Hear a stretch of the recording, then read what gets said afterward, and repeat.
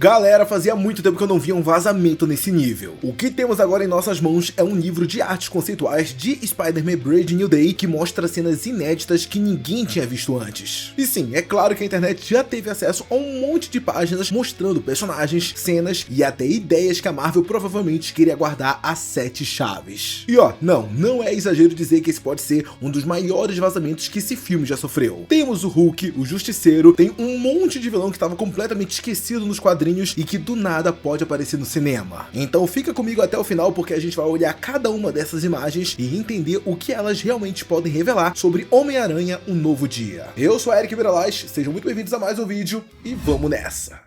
Bom galera, vamos começar então esse vídeo falando do que pra mim é um dos pontos mais altos de todo esse vazamento, que sem dúvida é o primeiro encontro entre o Homem-Aranha e o Hulk. E ó, aqui a gente tem um detalhe bem legal logo no momento que a gente bate o olho nessa imagem. O cenário dessa luta parece ser exatamente o mesmo que aparece rapidinho lá no trailer oficial, aquele ambiente mais de escritório todo destruído. Só que agora a gente consegue enxergar muito mais coisa. As roupas do Hulk aparecem completamente rasgadas e vemos ele avançando pra cima do Peter, enquanto o Homem-Aranha praticamente só tenta sobreviver aos golpes. E isso até reforça uma impressão que eu tive enquanto folheavam as páginas desse livro. Ao que tudo indica, essa primeira luta entre o Homem-Aranha e o Hulk, ela não vai durar muito tempo não, porque mais pra frente aparece artes mostrando justamente o Justiceiro ao lado do Homem-Aranha contra o próprio Hulk. Então tudo indica que esse primeiro confronto seja só o começo da história, antes desses personagens acabarem trabalhando juntos. Agora, uma outra coisa que acabou me chamando muita atenção foi o cuidado que eles tiveram com a cidade de Nova York. Tem uma arte que, nossa gente, ela é lindíssima e mostra a ponte do Queens. Dá pra ver aqueles prédios clássicos e as famosas caixas da água em cima dos telhados, que são praticamente uma marca registrada da cidade. E ó, repara numa coisa, bem no meio da imagem tem uma silhueta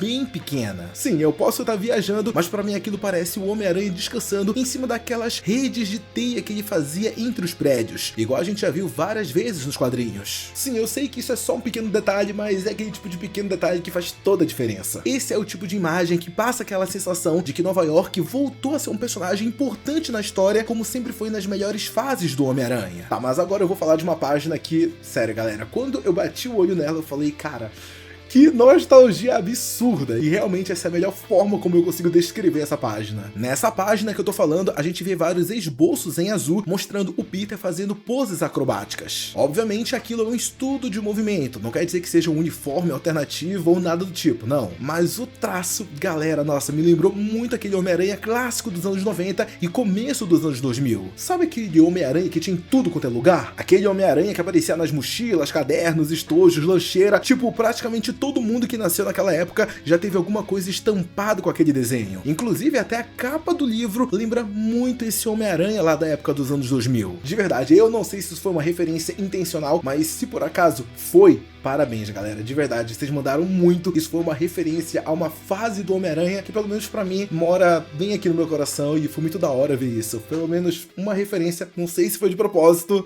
mas mandaram muito bem. Ok, mas depois de mostrar tudo isso então, o livro ele acaba mudando completamente de clima, o negócio fica louco agora. O que temos agora é uma arte mostrando o Peter treinando numa espécie de esteira, levando o corpo dele ao limite. E a impressão que passa é que ele tá tentando entender até onde esses novos poderes que ele tem conseguem chegar. E isso até conversa muito com uma declaração que o próprio diretor Daniel Cretton fez, na qual ele comentou que o Peter ele começa a perceber mudanças no próprio corpo e chega até a se assustar com essa evolução. Agora, bem ao lado dessa imagem aparece também uma máquina de costura. Sim, eu sei que isso pode parecer besteira pra muita gente, mas não é não. Lembre que agora o Peter não tem mais toda aquela assistência que a tecnologia Stark dava pra ele. Então, se o uniforme rasgar, já era. É ele mesmo que vai precisar sentar e costurar tudo de novo. Particularmente eu achei esse detalhe muito legal, porque deixa o personagem muito mais próximo daquela essência do Homem-Aranha, que é aquela essência Homem-Aranha amigão da vizinhança. Beleza, mas mudando agora um pouco de assunto e falando de novos personagens que aparecem, a gente tem um deslumbre do Boomerang. Pra quem não conhece, nos quadrinhos ele é o Fred Myers, um ex-jogador de beisebol que virou um mercenário usando vários tipos de boomerang como armas. Alguns explodem, outros são cortantes e alguns têm funções bem específicas. Ah, e o mais curioso é que apesar de normalmente ser tratado como um vilão, nas histórias recentes ele chegou até mesmo a virar um aliado bem improvável do próprio Homem-Aranha. Então vai ser bem interessante descobrir que tipo de jeito eles vão querer trabalhar esse personagem dentro do filme. Será que ele vai ser uma espécie de aliado surpresa do Homem-Aranha ou vai chegar sendo vilão até o final?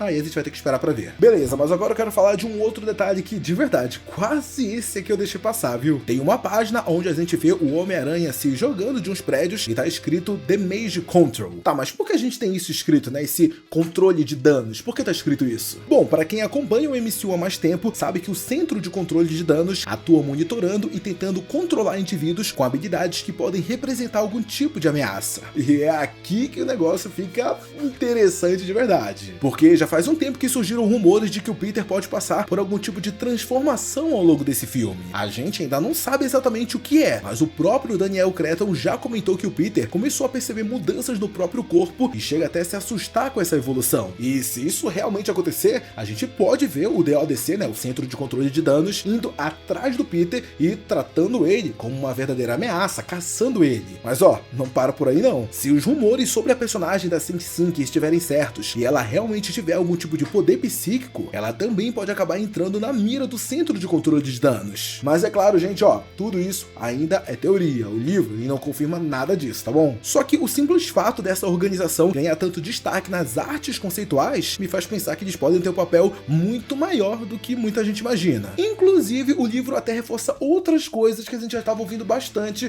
por aí pelos partidores. Vemos várias artes da Wanda do Justiceiro, mostrando ela tanto por dentro como por fora. Também tem vários estudos da caveira clássica até chegar ao visual definido e, é claro, aquela cena que pra mim continua sendo uma das mais importantes de todo esse livro. Temos o Peter e a MJ dormindo escondidos dentro do esconderijo de Frank Castle. E o Peter, ele tá sem máscara. Depois de tudo que aconteceu lá no No Way Home, essa imagem ganha um peso enorme, galera. Ela acaba passando aquela sensação de que aos poucos essa relação entre os dois pode, quem sabe, ser reconstruída. Eu sinceramente acho que essa relação entre o Peter e a MJ vai ser algo muito profundo dentro do filme, vai ser algo muito emocional. Tô muito curioso pra ver e vamos ver qual vai ser o desenrolar. Mas essa arte conceitual já revela umas coisas bombásticas. Ah, inclusive até tem outro detalhe que vale lembrar. O Daniel RPK já tinha comentado que a Marvel passou um bom tempo estudando uma versão do Hulk cinza durante a pré-produção. E pelo que temos presente dentro do livro, parece que essa ideia realmente ficou só na fase de testes. Mas é muito interessante ver que ela realmente existiu em algum momento do desenvolvimento. E olhando tudo isso que tem presente dentro desse livro de artes conceituais, de verdade, galera, eu fiquei muito com a impressão de que o Spider-Man Brand New Day, ele vai seguir dois caminhos e isso tá muito bem definido já. De um lado, a gente vai ver aquela aventura de sempre, aquele caos com o Hulk, o Justiceiro, os vilões vindo aparecer, o Homem-Aranha passando pelaquela mutação, o DODC correndo atrás do Peter, vai ter o Boomerang, o Lápide, o Han-Hot, toda essa galera. Só que do outro lado, a gente vai ter uma história muito mais pessoal, mostrando o Peter tentando reconstruir a vida que ele mesmo perdeu lá nos acontecimentos de Homem-Aranha sem volta pra casa. Agora, se a Sony / Marvel vai conseguir equilibrar tudo isso, esses dois caminhos, esses dois sentidos de filme, aí não tem como a gente saber, né? Vamos ter que esperar o filme sair, mas particularmente essa é a grande dúvida que eu fico. E honestamente eu acho que eu não tenho nenhuma opinião clara ainda sobre isso, e é por isso que eu vou deixar então a bola pra vocês. E aí, qual você acha que vai ser a verdadeira trama do Homem-Aranha Um Novo Dia? Será que a gente vai ter vilões como o Boomerang acabando mudando de lado e ajudando o Homem-Aranha? Será que o Centro de Controle de Danos vai de fato perseguir tanto o Peter como a Cindy Sink? Será que ela é a Jean Grey? O Hulk vai ser só uma ameaça passageira ou vai ser uma ameaça que vai aparecer em mais momentos durante o filme? Deixa todas as opiniões e também as teorias de vocês sobre isso aqui nos comentários que eu quero muito saber. Muito obrigado a você que assistiu esse vídeo até aqui. Não sai dele antes de deixar seu like e se inscrever no canal. Um beijo, um abraço e até o próximo vídeo. Tchau!